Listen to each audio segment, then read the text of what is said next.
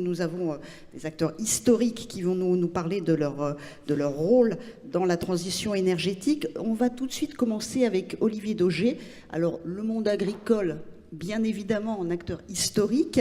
Alors, avant de vous demander de parler un peu plus de PPE et plus spécifiquement de méthanisation, une petite question un peu de contexte sur justement le monde agricole dans la transition énergétique.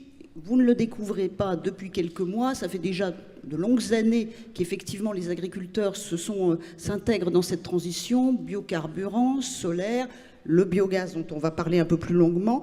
Alors aujourd'hui, cette transition énergétique pour le monde agricole, c'est vraiment perçu comme une opportunité ? Merci beaucoup. Oui, je m'occupe du climat et de l'énergie justement pour la profession agricole parce que pour nous, sur le vécu, tout est lié. C'est-à-dire que l'agriculture, on le dit souvent, est victime, cause, solution par rapport au climat, elle est aussi solution. Et les solutions, notamment de la transition énergétique, on parlera tout à l'heure du biogaz et du pourquoi de notre motivation sur le sujet, c'est que ça permet aussi d'apporter un certain nombre de solutions en termes de système agricole plus résilient, en termes de système moins dépendant de l'eau, moins dépendant des phytos, moins dépendant des engrais. Ça nous permet aussi de jouer notre rôle pour capturer le carbone, parce que c'est un des enjeux. La neutralité carbone française sera, et Nicolas Hulot le disait, sera en partie du fait de l'agriculture, en tout cas des sols, mais l'agriculture est le seul secteur, les sols sont le seul secteur qui peuvent capter. Pour ça, il faut faire évoluer les systèmes agricoles, et il y a aussi tout un travail autour de l'économie circulaire. Je le dis souvent, mais la photosynthèse, c'est le photovoltaïsme du sol, des plantes. Et par cette photosynthèse, on peut résoudre un certain nombre de problèmes ou d'enjeux de l'agriculture, d'enjeux de production. Toutes les COP le disent, il va falloir produire plus demain pour l'alimentation et pour la sortie du fossile. Et voilà, c'est une globalité, on y reviendra tout à l'heure sur le biogaz, mais ça ne s'arrête pas à la production d'énergie, ça s'arrête à tout ce que nous on appelle externalité sur les effluents, les déchets, la biomasse, et ainsi de suite. Et tout ça, c'est pour ça que l'agriculture est fortement active sur le sujet ou actrice sur le sujet, parce qu'elle est d'abord victime du climat depuis 4-5 ans, fortement. Les productions françaises fluctuent fortement depuis 4-5 ans. Et les agriculteurs sont les premiers motivés pour essayer de trouver des solutions. Et la transition énergétique en est une, quoi. Alors effectivement, cet impact évidemment tout à fait fort sur le climat. Et puis aussi des bénéfices en attendre pour les agriculteurs. Je pense notamment aux revenus complémentaires qui peuvent être dégagés grâce à la transition énergétique. Tout à fait. C'est un des éléments au début, aux accords de Paris, au plan EMA et ainsi de suite sur la méthanisation, c'était de dire comment on peut valoriser sur les exploitations agricoles un certain nombre d'éléments issus de la photosynthèse ou de la production qui n'étaient plus valorisés depuis les énergies fossiles, c'est-à-dire depuis 150 ans, mais qui étaient valorisés avant, parce que c'était l'agriculture qui produisait l'énergie, qui produisait tout ça avant. Donc comment revenir à cela? Mais encore une fois, alors c'est un revenu supplémentaire, évidemment, c'est une activité économique comme une autre, et une façon d'être compétitif sur un marché libéral, et vous le savez tous, c'est quand même de pouvoir valoriser au mieux l'ensemble de ses revenus sur son exploitation. Donc ça, c'est important. Mais ça permet aussi de résoudre notamment l'enjeu des effluents, par exemple, par rapport à l'environnement. Ça permet de résoudre la fragilité par rapport à la sécheresse ou aux inondations. Ça permet de résoudre un certain nombre de problèmes. Ça permet d'avoir des systèmes qui permettent à l'agriculture de répondre aussi à la demande sociétale, d'avoir une agriculture avec moins d'engrais, moins de phyto et ainsi de suite. C'est une équation. On y travaille beaucoup, notamment avec l'INRA. Et c'est un peu une équation à entrées multiples. Mais justement, il faut savoir analyser et pouvoir valoriser aussi l'ensemble de ces entrées multiples, même si ce n'est pas dans le prix directement. C'est quand même nécessaire parce que ça amène un certain nombre d'éléments positifs. Si demain on n'a plus de problème de pollution des eaux par les effluents, ça c'est quand même un élément fortement positif pour la société, pour l'agriculture bien sûr, mais pour la société derrière. Alors, on va parler maintenant de la PPE et on va commencer par le sujet du biogaz, puisque le monde agricole s'est emparé de ce sujet du biogaz. Il y a un certain nombre d'installations qui ont été, il y a eu une accélération d'ailleurs, on l'a vu ces derniers mois, en 2018. La PPE, évidemment, la filière en attendait beaucoup pour savoir quels objectifs concrets, quelles attentes. Et le moins qu'on puisse dire, c'est que vous êtes plutôt déçus. En termes à la fois d'objectifs et de pression sur les coûts qui sont mis. Et je ne sais pas si les propos du ministre qui a fait l'ouverture de cette session ont été de nature à vous rassurer, puisqu'il a dit que la porte était ouverte pour des aménagements, mais en revanche, il a insisté sur la dimension coût en disant qu'il valait parfois mieux importer du gaz beaucoup moins cher que développer des technologies qui étaient encore très coûteuses. Alors comment réagissez-vous sur cette PPE et sur les propos du ministre ? Sur la PPE, je vais revenir, forcément déçu, parce que quand vous mettez autant de bâtons dans les roues pour démarrer une nouvelle filière, ça pose quand même question. Sur les propos du ministre, je suis quand même particulièrement surpris, parce qu'il l'a dit à un moment donné, il est, à mon avis, plus un ministre de l'Industrie, et j'ai rien contre l'industrie, qu'un ministre de l'Environnement. Quand on revient aux accords de Paris, justement, on a cette vision globale. Alors certes, le prix est important. Je suis un élu du monde rural et je connais bien le phénomène des gilets jaunes dans ma région. C'est évident que le prix est important. Mais il y a le prix du produit, encore une fois, et il y a toutes les externalités positives. C'est pour ça que la transition énergétique, telle qu'on doit la faire, et que la faire rapidement, ça vient d'être dit, mais c'est une réalité, elle vient des accords de Paris, elle vient du climat. Jean Jouzel était là tout à l'heure. Donc la base, elle est là. Comment on arrive à faire avancer les choses par rapport au climat? Cet élément-là est très important. Donc je suis un peu surpris de sa façon de dire la porte est ouverte, mais en fait elle est pas ouverte, quoi, ou elle est ouverte juste pour changer quelques virgules. Nous, ce qu'on avait dit au départ, c'était que l'ADEME avait parlé de 30% de potentiel. Voilà, bon, c'est potentiel, c'est le gisement. On avait dit 20%, la loi a dit 10%. Surtout, on avait dit démarrons cette filière. Ça a été dit tout à l'heure, juste avant moi. Démarrons cette filière pour lui donner une dynamique, pour créer véritablement une filière française, avec un objectif de baisse des tarifs. Hein. C'est pas de dire on veut pas la baisse des tarifs. Simplement, aujourd'hui, comme on dit dans le monde paysan, on a mis la charrue avant les bœufs. C'est-à-dire qu'on nous dit de baisser les tarifs. On nous impose de baisser les tarifs et on nous dit débrouillez-vous pour créer la filière. Sans compter toutes les externalités positives. Parce que pour moi, c'est ça l'enjeu derrière. Et donc, une filière qui a autant de contraintes, je dirais, pour démarrer, elle ne va pas démarrer, parce que la filière n'existe pas, elle va avoir un mal fou à démarrer ou elle ne va pas démarrer. Donc déjà, ce qu'on avait proposé, c'était de démarrer pendant 4-5 ans, d'avoir une certaine dynamique, et au bout de 3, 4, 5 ans, déjà avant de réfléchir, se mettre autour de la table, voir le prix d'objectifs réalistes et faisables, parce qu'il faut baisser les tarifs, et arriver à intégrer ces externalités positives. C'est très important, M. Pertuis l'a dit tout à l'heure, mais moi je pense qu'il faut que... On parle de taxe carbone, il faut aussi avoir une réflexion sur quelque part une taxe carbone positive, ou une compensation pour service rendu. Quand dans son bureau, l'ancien ministre de l'écologie me disait on arrivera à la neutralité carbone grâce à vous, agriculteurs, grâce à la méthanisation, grâce à tout ça, quelque part ça a un coût positif. L'agriculture émet 18% des gaz à effet de serre. Si vous enlevez tout ce qu'elle peut capter, en fait, elle n'émet que 10%. Donc il ne faut pas voir le coût budgétaire à court terme. Voilà, les 8 points en question, il faut les valoriser d'une manière ou d'une autre parce qu'ils sont positifs dans l'intérêt du climat, dans l'intérêt de la transition énergétique, dans l'intérêt d'un vrai mix énergétique. Pour moi, il ne faut pas opposer les énergies, elles sont complètement complémentaires.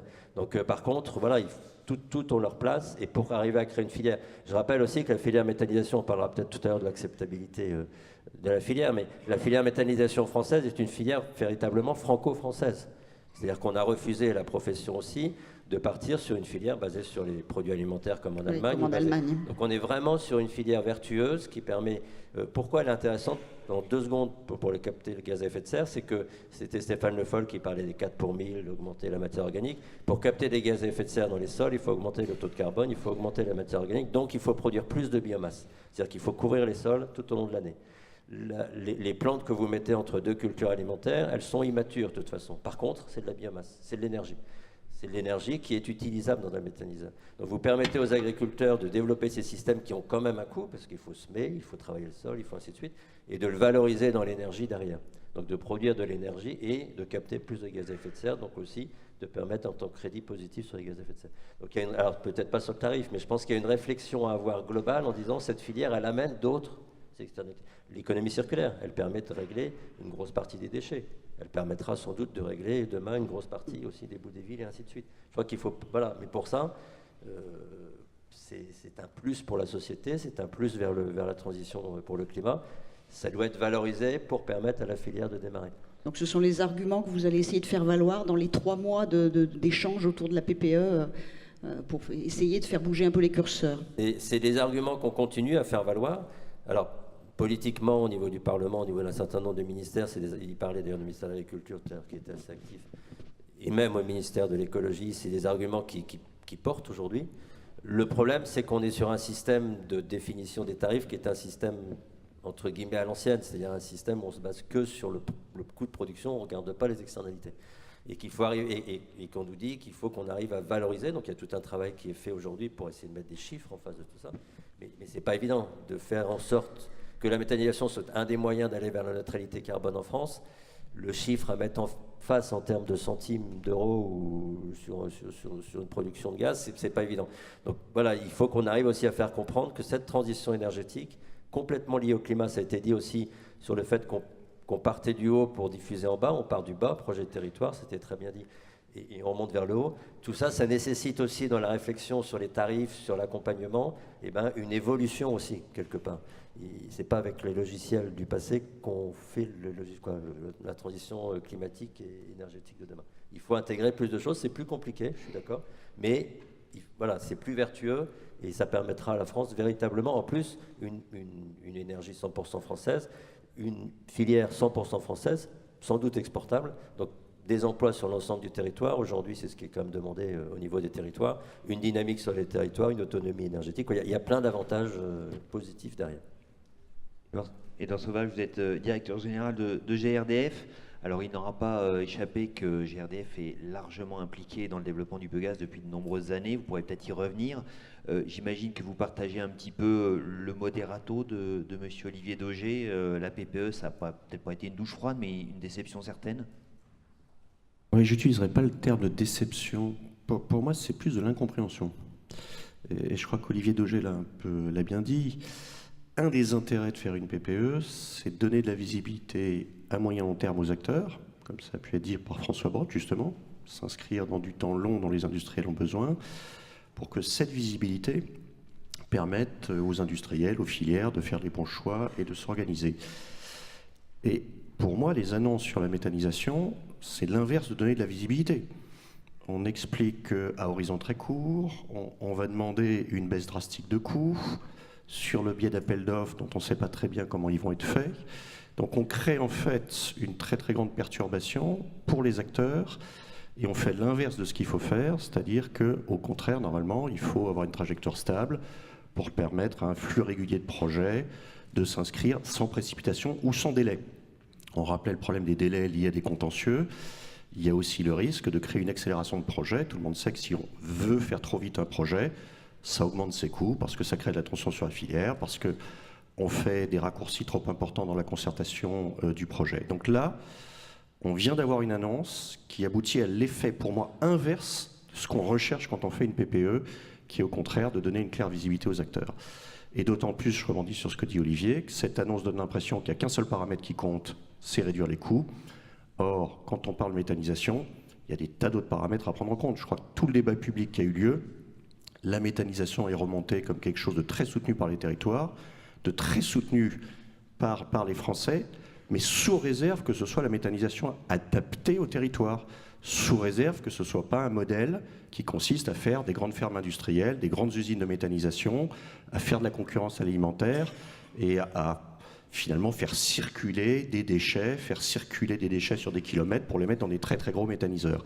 Quand on dit la seule chose qu'on regarde, c'est faites-moi un méthaniseur pour 30% moins cher, pour moi, on affiche exactement l'inverse de ce que veut la filière, exactement l'inverse de ce que réclament les territoires et les Français. C'est pour ça que pour moi, c'est une incompréhension. Après, qu'il y ait un souhait de dire, attention, il y a une enveloppe globale, il y a un coût. Alors après, la question, c'est est-ce que le coût qu'on cherche, c'est un coût pour le consommateur ou un coût pour le contribuable? Vrai débat. Je pense que parfois, dans le document PPE, on ne parle que du coût pour le contribuable en oubliant de regarder le coût global in fine pour l'utilisateur. Comme le disait un intervenant avant, il faut savoir produire à point, il faut savoir consommer à point. Et donc, on a aussi perdu de vue que le gros avantage du biométhane, c'est que ça se stocke toute l'année. Ça permet effectivement de faire face à la problématique du stockage saisonnier et donc notamment à tout ce qui est usage chaleur en hiver. Est-ce que ça veut dire qu'aujourd'hui, vous craignez un coup de frein sur la dynamique qui avait été engagée ? Alors, je crains pire que ça. Je crains un emballement des projets qui étaient déjà partis, par peur que les règles du jeu changent, et un coup de frein pour les projets d'après. Et donc, on risque d'augmenter le surcoût à court terme et de casser la filière à moyen terme. Donc, quelque part, c'est exactement l'inverse de ce qu'on veut faire quand on veut avoir une politique de filière pertinente. Et pour moi, la seule solution, je ne sais pas s'il faut parler d'ajustement à la marge, c'est de réunir la filière, que ce soit dans une logique industrielle, que ce soit effectivement tous les acteurs, pour dire voilà, il y a des contraintes budgétaires, qui sont respectables. Comment on peut ensemble trouver la meilleure solution qui corresponde aux attentes et qui permette à cette filière de rester efficace. Et je suis intimement convaincu que la meilleure solution, ça ne peut pas être de dire dans très peu de temps, on va vous baisser d'un tiers le tarif de rachat. Ça ressemble un petit peu à ce qui s'est passé avec le photovoltaïque, tout ça, non, il y a quelques années. Oui, sauf que je pense que le photovoltaïque, les pouvoirs publics peuvent dire qu'ils ont été pris de court. Là, on a un peu l'impression qu'ils sont en train de programmer la même chose, ce qui est pour moi totalement inefficace. Alors comment est-ce que GRDF compte se positionner dans les discussions qui vont avoir lieu dans quelques semaines et pour quelques mois? De la même manière que ce que je viens de vous dire, c'est essayer d'amener tout le monde autour de la table. Et c'est vrai que Sébastien Lecornu avait lancé un groupe de travail méthanisation pour dire comment on peut aider la filière à réduire les coûts, à être plus efficace. Je crois que ce groupe de travail a été relancé par Emmanuel Vargon. Il faut qu'il intensifie ses travaux pour avoir ce débat. De la même manière que nous, on a beaucoup travaillé sur la problématique du droit à l'injection pour tous les projets, qui a une valeur législative. On a fait des propositions aux régulateurs, au service du ministère pour le décret, pour dire voilà, cette visibilité va permettre de faire ce droit à l'injection au meilleur coût. La bonne nouvelle, c'est que nos analyses disent qu'on parle que de 1 ou 2 euros pour pouvoir accorder tout le potentiel qui est déjà identifié en coût pour les réseaux additionnels par rapport au coût des projets. Et là aussi, on attend avec impatience les décrets. On espère que les décrets s'inscriront bien dans une politique tout à fait stabilisée et qui recherche l'optimum économique. Mais là encore, l'optimum économique doit être recherché par rapport à un objectif. Cet objectif, et Olivier le rappelait bien, c'est aussi d'intégrer toutes ces externalités positives. Je crois que personne ne veut de méthaniseurs qui seraient des contre-références, soit parce qu'in fine, ils auraient des externalités négatives très fortes, soit parce qu'ils se révéleraient inefficients dans leur mode de production. Oui, parce que finalement, quand on demande une baisse des coûts, on favorise l'émergence de très gros projets de méthanisation. Finalement, ceux qui font polémique, ceux qu'on ne veut pas, je pense au plateau des 1000 vaches, ce genre de choses. Mais je pense que vous vouliez dire la ferme des 1000 vaches. Oui, pardon, j'ai dit le plateau des 1000 vaches, excusez-moi. Mais voilà, oui, c'est notre crainte, c'est finalement d'envoyer un signal à la filière disant la seule chose qui nous intéresse, c'est les très très gros projets, alors même que l'attente des agriculteurs, l'attente des élus locaux, c'est l'inverse, c'est de travailler sur des projets territoriaux. Et c'est ce que disait Olivier, peut-être qu'ils coûtent un peu plus cher, mais si c'est ceux qui correspondent aux souhaits de la société, à la fin des fins, une politique publique, elle doit répondre à l'attente de la société. Et je pense que en matière d'environnement, il n'y a pas que le coût qui compte. Évidemment qu'il faut tendre à la fin des fins vers des filières efficaces, mais elles doivent être efficaces par rapport à l'aspiration de la société. Sinon, il y aura des révoltes, soit parce que les projets ne sortiront pas de terre, parce qu'ils ne seront pas acceptés localement, soit parce que les gens n'accepteront pas de les financer pour un projet qui ne correspond pas aux attentes sociétales. Alors par ailleurs, il y a une décision qui a été prise de favoriser le remplacement des chaudières fuel. Moi, au début, c'est vrai que je me suis dit, autant comme acteur de l'environnement que de consommateur, je me suis dit, ça va favoriser le gaz, donc potentiellement le gaz vert. Aujourd'hui, finalement, les signaux ils sont contradictoires. D'une part, on veut remplacer le fuel, a priori, par du gaz, et finalement, on bride le gaz vert derrière. Donc c'est un peu entre le marteau et l'enclume, finalement, j'ai l'impression. Oui, c'est un autre élément effectivement d'incompréhension. Je pense que le gaz qui peut se verdir en 2050, je rappelle qu'on a fait cette étude avec l'ADEME disant qu'on pourrait verdir la totalité de la consommation de gaz aujourd'hui en France, de manière tout à fait compétitive par rapport à d'autres alternatives en termes de renouvelables. Et bien évidemment, on a toujours milité au niveau de la famille gazière pour l'efficacité énergétique. Isabelle Cocher rappelait les propositions de prime à la casse de vieilles chaudières gaz. Je donne toujours ce chiffre. Si nous avions en France les chaudières à gaz correspondant aux chaudières à gaz des Pays-Bas, je ne suis pas en train de faire la spéculation et d'imaginer des ruptures technologiques. Les chaudières à gaz qui existent aux Pays-Bas, on gagnerait 50 TWh de consommation de gaz et donc on améliorerait d'autant la base commerciale. Donc là-dessus, pour le coup, il y a eu des annonces positives avec la mise en place des C2E coup de pouce, des programmes qui sont relancés avec l'ANAD. Donc on pense effectivement que cette capacité à faire converger meilleure efficacité énergétique du gaz dans le logement avec développement des gaz verts, ce serait l'équation bénéfique pour toute la société et elle serait in fine bénéfique pour le consommateur. Encore une dernière petite question avant que nous passions à l'électricité. Je crois que le 4e panorama du gaz renouvelable vient d'être finalisé. Est-ce que vous pouvez nous en dire quelques mots? Est-ce que justement il illustre une dynamique de la filière qui aujourd'hui, on l'a compris, effectivement, est en passe d'être un peu hypothéquée? La dynamique, elle est là. Ça fait 3 années de suite que la production double d'une année sur l'autre ou quasi double. Donc on a aujourd'hui plus de 1 TWh en capacité de production. On est très serein sur le fait que ces 1 TWh sont là, puisque pour l'instant, la filière a toujours produit plus que la capacité qui était annoncée. Ça a été fait en 7 ans. C'est vrai que c'est une filière très jeune. Ça fait que 7 ans qu'on a fait ce choix d'injecter du biogaz dans notre réseau. À titre de comparaison, j'avais regardé ça. L'éolien, comme le solaire photovoltaïque, il a fallu plus de 10 ans pour atteindre 1 TWh de production. Donc c'est une filière qui démarre très bien. Les projets qui ont fait des demandes de devis de raccordement, on a pour 10 TWh de potentiel. Donc le potentiel est là. Ce qui est important, c'est de ne pas casser cette dynamique par des annonces mal maîtrisées et de pouvoir mettre autour de la table toute la filière pour réfléchir à comment améliorer la performance en permanence. Et la meilleure manière de l'améliorer, c'est de le faire par petits pas, régulièrement, en travaillant effectivement sur tous les éléments de coût. Merci. On compte sur vous.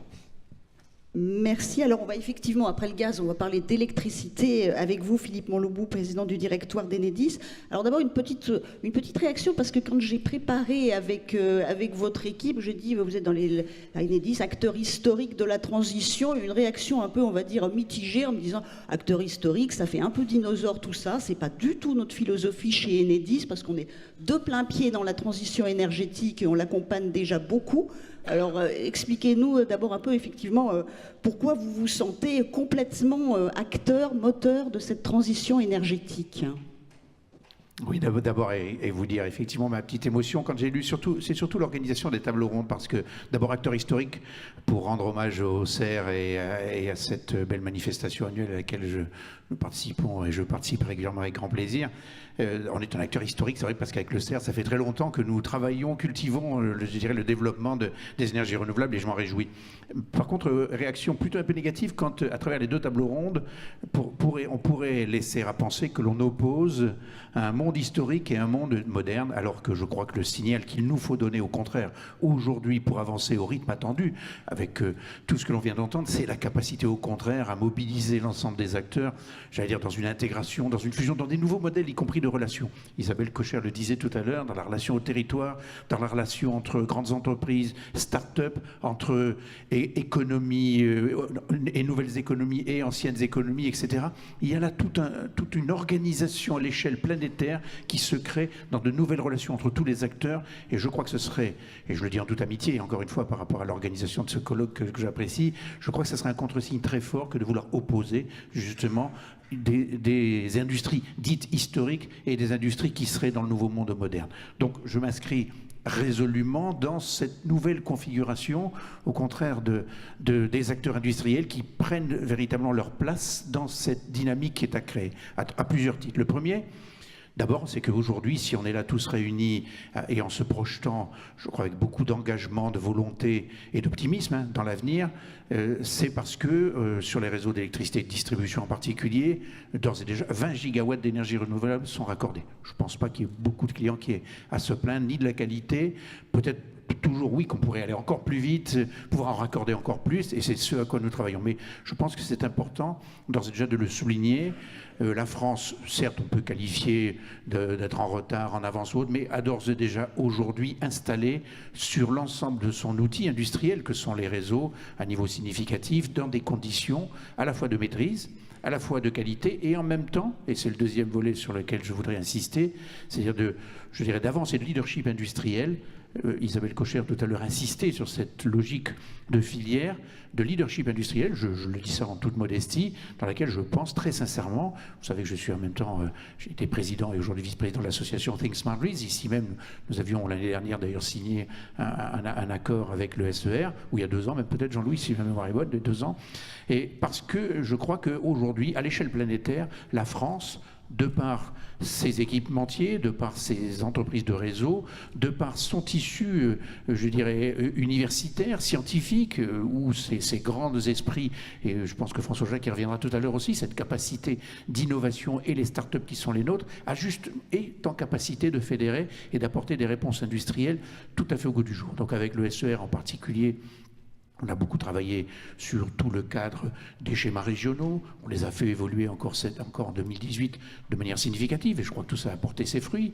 Et sans qu'il y ait de conséquences, je crois, pour l'industrie.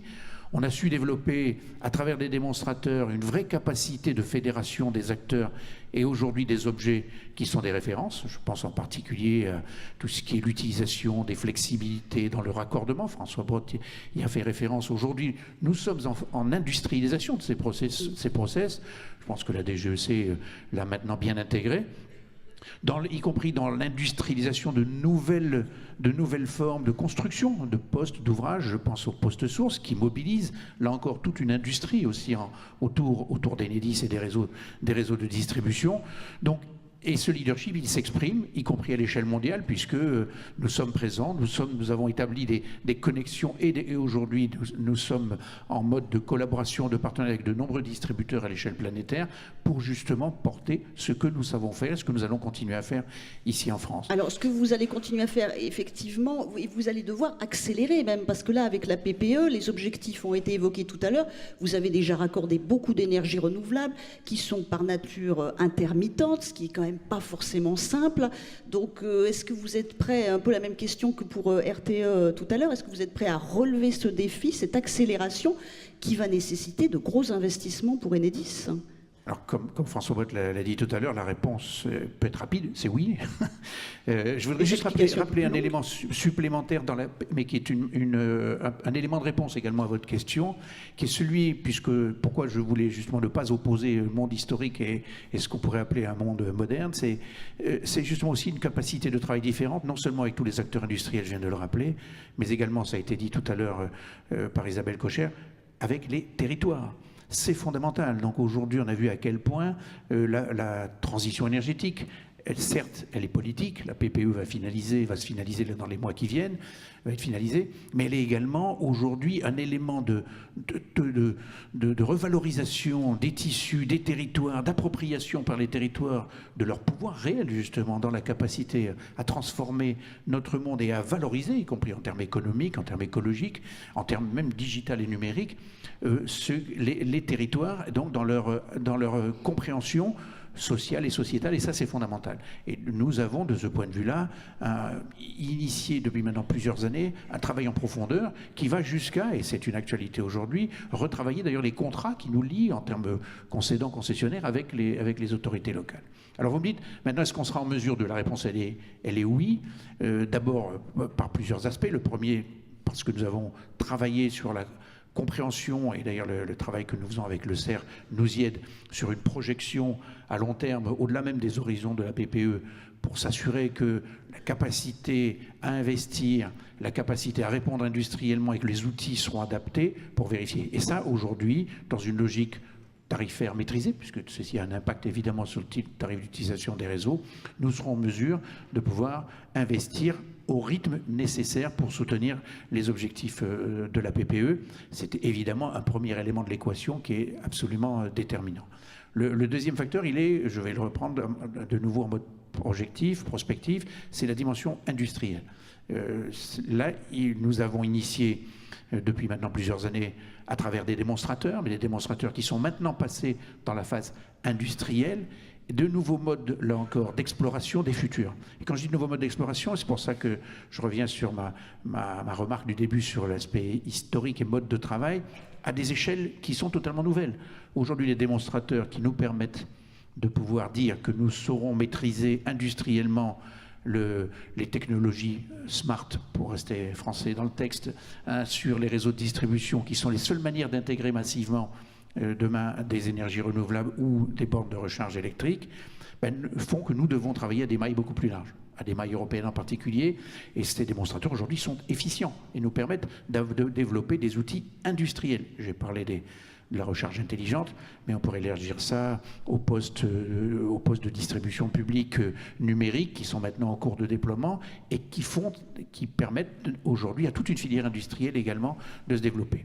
Et puis, personne ne peut ignorer dans cette salle la place que prennent justement les données, très importantes et fondamentales, sans lesquelles il n'y aura pas, je pense qu'il faut se le dire, il n'y aura pas de transition énergétique parce qu'il n'y aura pas de développement numérique et digital des réseaux pour faire face à la variabilité, pour rester dans le politiquement correct sur les énergies renouvelables, mais on comprend tout ce que ça signifie, pour pouvoir intégrer une gestion en temps réel de nouveaux systèmes qui s'installent.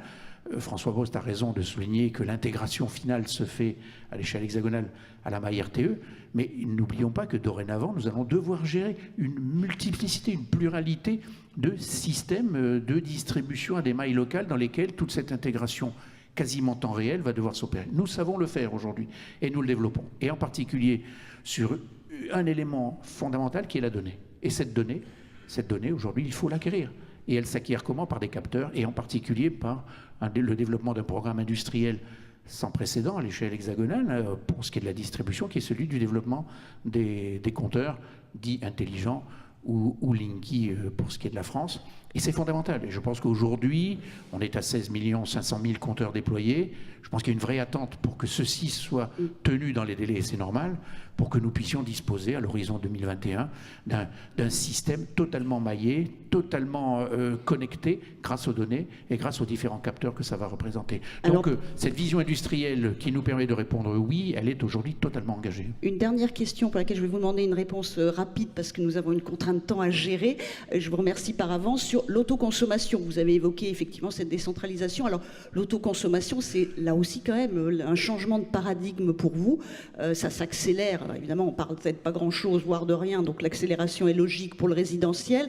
L'autoconsommation collective, on sait que c'est plus compliqué avec un cadre réglementaire qui est loin d'être encore clair. Votre philosophie sur cette question ? On peut répondre rapidement, effectivement, d'abord sur les particuliers, le phénomène est engagé et d'ores et déjà on constate que sur aujourd'hui tous les clients que nous sommes amenés à raccorder et qui ont de la production propre photovoltaïque, ils sont, là les derniers chiffres, ils sont à 90% autoconsommateurs, donc ce système-là est parti. Maintenant, encore une fois, il y a toute une série de paramètres, y compris le coût, à commencer par le prix de l'énergie, qui déterminent ou non l'accélération de l'autoconsommation.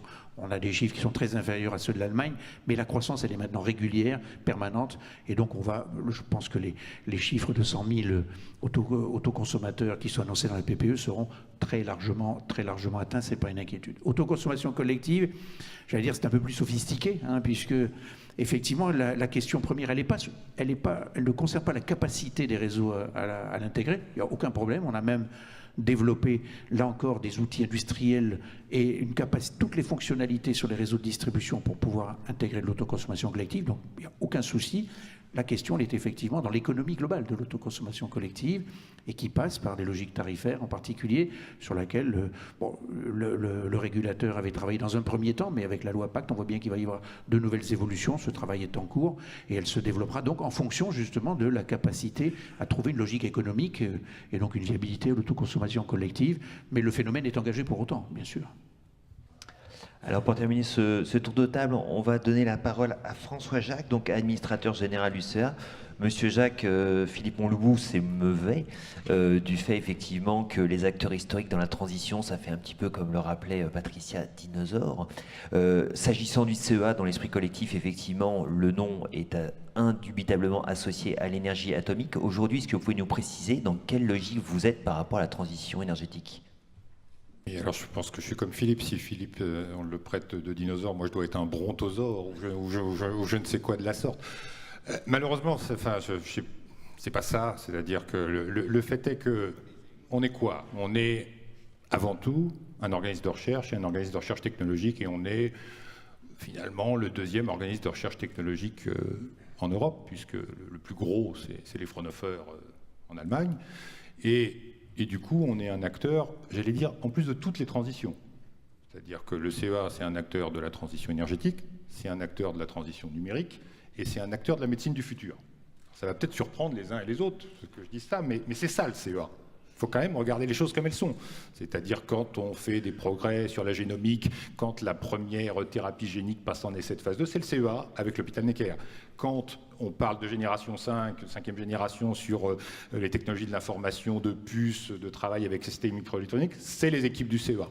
Et vous voyez, vous commencez à faire le lien avec l'énergie, parce que si, quand on dit énergie, on dit que la donnée est essentielle, que la cybersécurité va être essentielle aussi pour la gestion des réseaux, vous voyez bien à quel point on est intéressé par ça. Alors, en plus, la deuxième chose à dire, c'est que ça, c'est le problème de la recherche, ou c'est la gloire de la recherche, ça vient de loin. C'est-à-dire que ce qui se traduit aujourd'hui, c'est des choses que des gens ont engagées. et engagé il y a longtemps. Et ça me permet de faire un tout petit hommage, parce que je pense que c'est important. Alain Bugat, qui a été un de mes prédécesseurs, nous a quittés il y a 15 jours. Alain a lancé les énergies renouvelables au CEA à pleine puissance en 2003-2004, dans son mandat d'administrateur. Donc, vous voyez, on est 10 ans après, on est 15 ans après. Donc ça, c'est les constantes de temps de la recherche. Alors, sur quoi on est présent en termes de transition énergétique? D'abord, moi, ce que j'ai souhaité qu'on lance au sein du commissariat, c'est une approche globale de l'énergie. C'est-à-dire, grosso modo, l'État, ce qu'il attend de nous, il attend un rôle de conseil sur la vision des technologies et la manière dont les technologies s'articulent, sans forcément d'ailleurs qu'on les développe nous-mêmes, mais qu'on soit capable de jouer un rôle d'appui aux politiques publiques. Et la deuxième chose, c'est évidemment de développer certaines technologies. Alors après, je peux rentrer un peu plus dans le détail sur ce qu'on fait, évidemment, sur les questions de stockage, sur les questions de solaire, sur les questions d'hydrogène, aussi sur des questions, j'allais dire, de gestion des réseaux, et on cherche à développer des coopérations là-dessus, parce qu'il y a des équipes qui sont celles qui travaillent sur les capteurs, les données, donc plutôt le côté pas du tout énergie, mais plutôt numérique, électronique du CEA. Et puis on a aussi très très en amont du côté des équipes, cette fois-ci dites de recherche fondamentale, des gens qui travaillent sur des questions de fermeture du cycle du carbone par de nouveaux mécanismes de production de micro-organismes qui pourraient avoir certaines propriétés agréables, etc. Donc voilà, c'est ça le CEA aujourd'hui. Donc le brontosaure s'est quand même mis dans la modernité. Il a bien bougé, il court un peu plus vite. Alors du coup, concrètement, quels sont les moyens qui sont donnés à toutes ces recherches, notamment en faveur des énergies alternatives ? Est-ce que vous avez un petit peu des chiffres à nous donner? Je dirais quelque part, sur tous les moyens que vous déployez pour la recherche en matière d'énergie, quelle est la proportion liée aux énergies alternatives? Alors, aujourd'hui, pour donner des ordres de grandeur, hein, le CEA, c'est 16 000 personnes. Je mets de côté rapidement un quart qui fait des activités militaires, mais dès que je l'ai mis de côté, je le remets tout de suite, parce que ces gens-là font des céramiques, qui vont être les céramiques qu'on va utiliser dans les électrolyseurs haute température pour l'hydrogène. Ils sont capables de réfléchir à des questions de stockage sous pression, etc. Donc, une fois qu'on arrive à ce qui n'est hors militaire, vous avez à peu près 1500 personnes, entre 1200 et 1500 personnes qui sont en direct sur les problématiques énergétiques. Mais si vous ramifiez ça, hors nucléaire, évidemment, mais le nucléaire est aussi une énergie décarbonée, je suis obligé de le dire, le brontosaure vit sur toutes ses jambes, mais si vous ajoutez à ça les gens qui vont travailler aussi sur les questions numériques ou autres, vous arrivez, bon an, mal an, à peu près à 2000 personnes qui sont sur le sujet. Un exemple, dans le cadre de cette mission énergie intégrée qu'on a voulu, et je le signale, c'est une question interne CEA, mais elle est intéressante. Moi, cette mission-là, elle est animée par le directeur de l'énergie nucléaire, Philippe Sor, et la patronne du LITEN, Florence Lambert.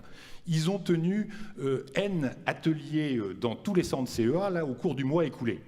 Ils ont fait ça le comble, c'est-à-dire qu'il y a un appétit chez les chercheurs et dans le personnel du CEA pour réfléchir justement sur n'opposant aucune énergie, mais en ayant cette vision intégrée. Alors tout à l'heure, on va accueillir les nouvelles entreprises, nouvelles technologies, nouveaux métiers, etc.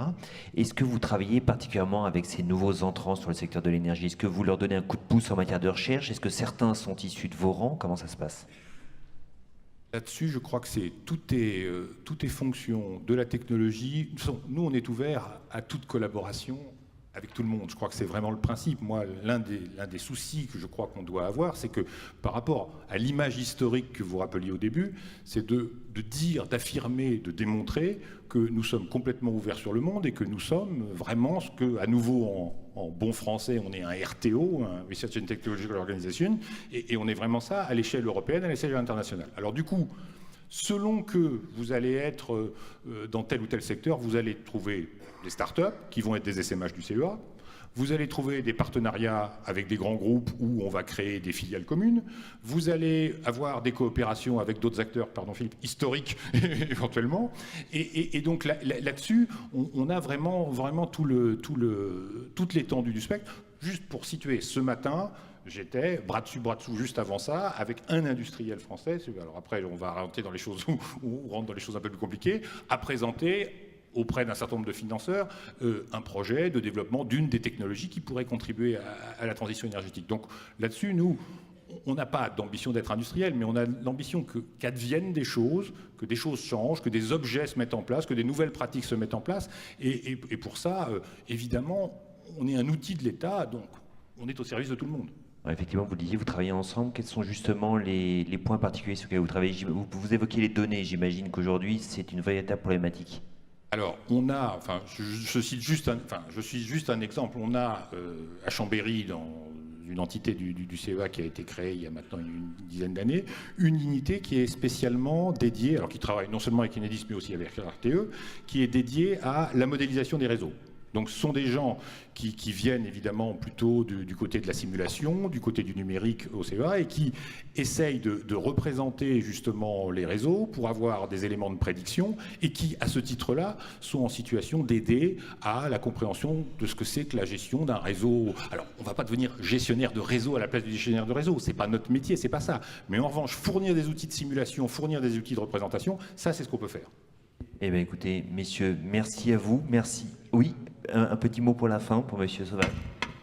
C'est pas pour moi, je dois justement signaler, puisqu'on est dans la recherche, que l'INRA est aujourd'hui une référence mondiale sur tous ces sujets de méthanisation et de recherche agronomique. Donc là aussi, en matière de recherche en France, on est intimement convaincu que miser sur la filière méthanisation et plus généralement travailler sur l'agriculture de demain face au challenge de la modification climatique, il y a des grands atouts et des capacités de recherche très très importantes en France dans ce domaine. Merci pour cette précision. Effectivement, n'oublions pas la recherche agronomique. Alors, merci à vous, messieurs, d'avoir participé à cette table ronde. Nous avons une petite modification. Oui, on peut effectivement les applaudir et les remercier. Merci à vous.